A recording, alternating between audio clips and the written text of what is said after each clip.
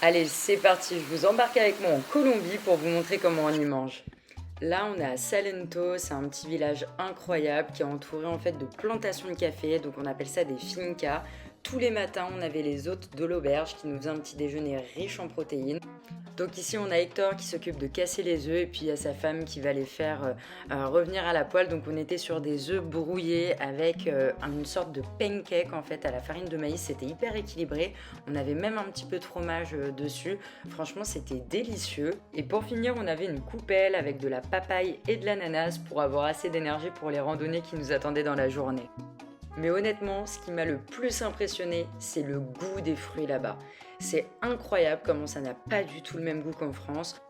Elle me faisait des bananes plantains qui étaient vraiment délicieuses, mais on avait aussi le gros fruit vert qui s'appelle du guanabana, c'est le fruit anti-cancer par excellence. On a aussi des mangoustans qu'on appelle aussi le fruit des dieux qui a des propriétés digestives et anti-inflammatoires. Bref, la Colombie, c'est le paradis des fruits et des légumes, mais on a aussi des choses un peu moins saines comme les super patacones que je ne remangerai plus très honnêtement. Après 4 heures de digestion intense à cause du super patacone, on a décidé d'aller visiter une finca, donc une plantation de café. Le guide nous expliquait qu'ils plantent des arbres fruitiers à côté du café pour que ça leur donne une saveur bien particulière. Mais pour la petite histoire, le café a été découvert en Afrique, mais il était considéré comme une drogue, alors c'est seulement un siècle plus tard qu'il a été exporté par les Hollandais en Amérique latine. Et c'est en 1927 que la Colombie devient le plus grand pays producteur de café.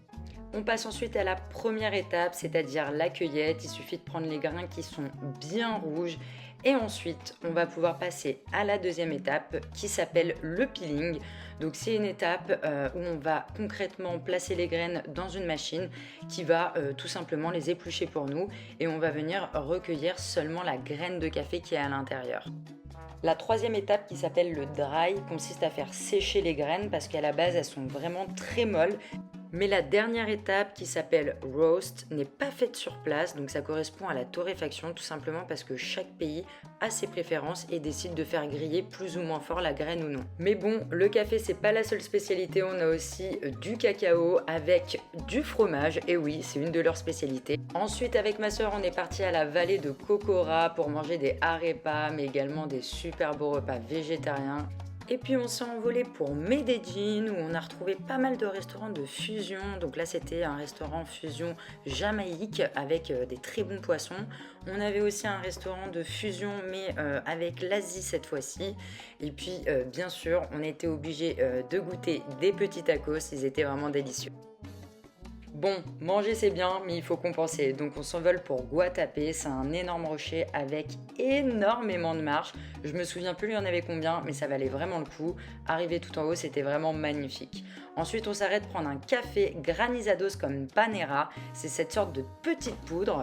Elle donne vraiment un goût particulier au café, mais franchement, je recommande Guatapé, c'est magnifique. Il y a plein de couleurs partout. Et hop, on retourne directement sur Medellín pour aller à la Comuna Trece. J'ai goûté aussi pas mal de soupes et parfois ils appellent ça des cazuelas, c'est aussi une de leurs spécialités, elles sont vraiment délicieuses. Et j'ai aussi découvert comment ils faisaient l'alcool à partir de canne à sucre. Après avoir bien profité de la ville, on est parti à Minsa, donc c'est beaucoup plus tranquille. Il y a beaucoup de randonnées également et on avait un petit déjeuner de champion tous les matins, c'était vraiment délicieux. Mais j'ai quand même voulu tester avec vous des petites douceurs de Colombie. Là par exemple c'est des galetas dulces au café. Et sur le packaging, vous pouvez voir des étiquettes d'avertissement pour la teneur en sucre en acides gras transformés. Là, on est sur des gélatines au café, un peu plus artisanales, donc on n'a pas les étiquettes d'avertissement. Et pourtant, une portion de 20 grammes contient au moins 3 carrés de sucre. Et en Colombie, ils appellent ça des corchos neirano. Mais personnellement, j'étais pas très fan des gélatines au café. Je passe ensuite au dulce de leche comme brevas, donc c'est du lait aux figues. Dans chaque boule, on a environ un carré de sucre et j'étais pas très fan non plus, la texture est vraiment particulière. Mais à savoir, depuis 2021, avec la loi sur la malbouffe, les produits alimentaires doivent porter des étiquettes d'avertissement pour fournir des informations claires aux consommateurs et promouvoir des habitudes alimentaires beaucoup plus saines. Bon, avant de se relancer dans des dégustations, on a décidé d'aller voir un des plus beaux points de vue qu'on avait à proximité. C'était vraiment magnifique. Et ensuite, on s'est dirigé en ville pour goûter les empanadas. Bon, celles-ci, elles étaient un peu sèches, mais clairement, vous pouvez en trouver des super bonnes partout en Colombie. Mais aussi plein d'autres confiseries, comme des gélatines ou des guimauves. Vraiment, il y en a énormément en Colombie.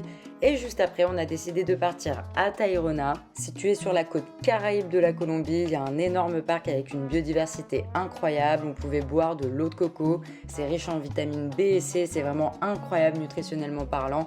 Comme je vous le disais, il y a énormément d'animaux et d'espèces végétales. Après la visite du parc, je me suis rendue en moto déguster un super poisson sur la plage, accompagné de riz coco et visiblement, j'étais pas la seule à en vouloir. Et voilà, mon tour culinaire touche à sa fin. J'espère que la vidéo vous aura plu et n'oubliez pas, on peut manger sainement en Colombie.